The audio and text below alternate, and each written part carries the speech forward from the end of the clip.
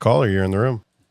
Hey, oh, this is my first time ever calling. I always listen to you guys like the replays or whatever. I'm so nervous right now. But Do not anyway, be Oh, nervous. the heat's coming. We have a saying here, Rara. Every I time know- they call in and say they're no, nervous, there's- every time they call in and say they're nervous, they always Oh, have no. heat. Yeah. They always have heat. It's That's always the what you best say, stories. But it's really, well, I don't have any heat, but I'm just really nervous. Okay, so I know that you guys are about to be done, but hello, everyone. Hi. I go by the name Phoenix. Okay. And I have a couple of quick stories that have happened. So, probably about 8 years ago or so, I was married. I've been divorced for maybe 4 years now, almost 4 years. But we lived in a townhome, and our bedroom was upstairs. And my then husband, we were on different work schedules. So he'd leave for work like 3, like that, right? Mm. And so I would always go downstairs and lay on the couch because our daughter was also upstairs. So I think we didn't live in a bad neighborhood. I just don't really trust people like that, like Right. people around, because there would be some creepy looking people around sometimes or whatever. Mm-hmm. So I would always go downstairs because I figured if you come through the door, you got to meet me first. You're not going to get my kid. You know what I mean? Right. So I go downstairs, and my then husband is like, let me go warm up my car, whatever. He goes out, and I'm thinking I'm in and out of sleep. And I'm like, it's really not that cold. What is he doing? Mm-hmm. But then I just went on back to sleep or whatever. He comes in, and he's talking to me, and I'm in and out. And he's like, yeah, there's some people out. And we lived in a little community where we knew everyone in there. Like you knew who belonged there and who didn't.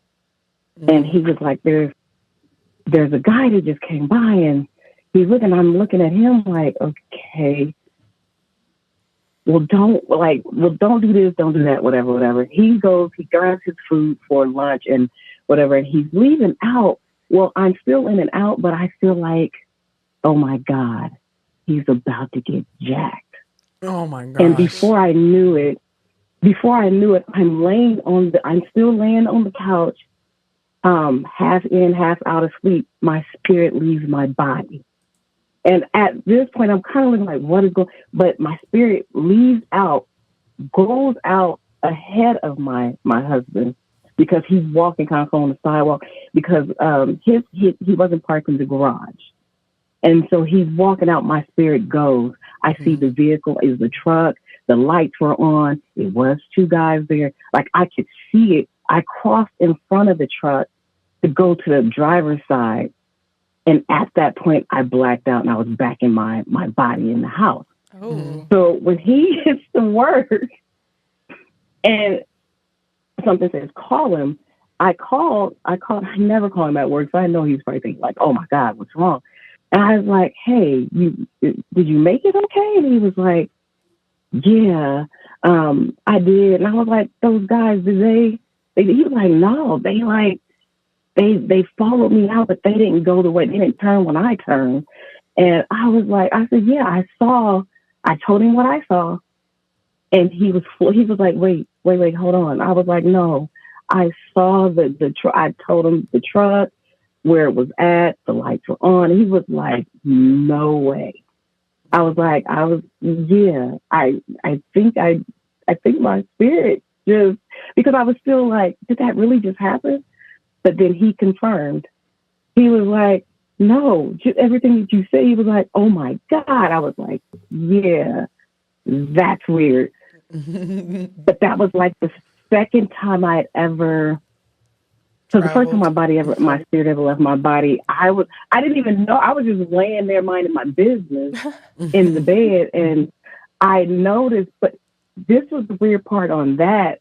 The first time that ever happened was, my body, it felt like, if you had like duct tape laying on a table, and you pulled the tape really slowly, that's how my spirit felt leaving my body. But I could still see. It was weird. I couldn't move, but I could see. That scared the crap out of all of us. I saw, it was weird because I saw me standing on the side of my bed. But then I took a walk for a minute, but then I came back. When I came back into my body, I was speaking in tongues, and there was two other spirits standing there praying over me, which was I didn't know what to say, because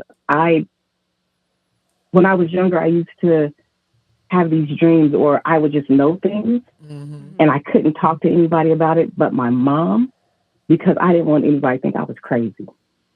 And that makes So me my sad. mom There's would so be many like, adults like that now. Yeah. Where They've been suppressed for so long. Yeah. There's some of them that they actually like admitted them because they were seeing spirits, ghosts, and it's just unfortunate. My mom was very open. Yeah. I still feel like there were some things that she knew, and she didn't think I was. She could even interpret some of my dreams. It was weird, but we never talked about, other than just when I tell her about those things. But I also, just one real quick one. So I had a dream. I'm running through this field. It's daylight. Something's chasing me, but I don't know what. I just know that I'm running through this field. Well, I feel something on the side of me, which felt like a dog. It felt from when I was a child, which was weird all in itself. So I'm running, and I'm like, oh my God. And whatever was behind me was kind of like growling. Like, it wasn't like a dog growl. It was, I don't know what that was. I just know I was getting it. But my dog, which I didn't see, but I just felt it, would stop. And like to whatever was chasing me. Fast forward, I'm out of the dream. I go to work. I come home. I still feel something around me. I sit in my chair, and no doubt I felt my dog, which is weird, sat down right beside my leg, like it was still protecting me. And I was like, what is going on? Well, a little bit after that, there's this big entity that followed me to work for like a couple of days. I wasn't scared. When I went into my garage to get my car, it was still there. Don't know how I got in because the door didn't open, whatever. It was like it was protecting me as well. So it took over from where my dog was protecting me or something. But it was huge. I could feel it. I couldn't see it. I knew it was a big person walking on the side of me. Or it was really weird. It weirded me out. But when I went to work, one thing I noticed is when I would go to the bathroom, it would not go into the bathroom. It would stand by the door. And when I come out, it would just walk with me. It'd be right on the side of me, if I was tall. It was like shoulder to shoulder, but it was like it took over where my dog left off. And it was with me for a couple of days. And then all of a sudden, that wasn't there anymore. I have so many different things going on, but yeah, those are just two of the things. That but sounds like the whole like a guardian or something, ancestral, because they didn't go in the bathroom with her. Right.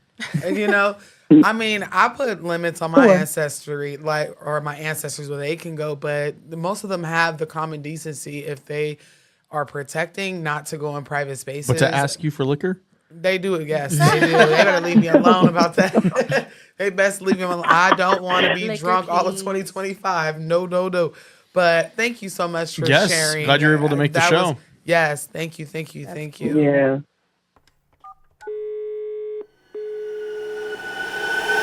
Caller, you're in the room.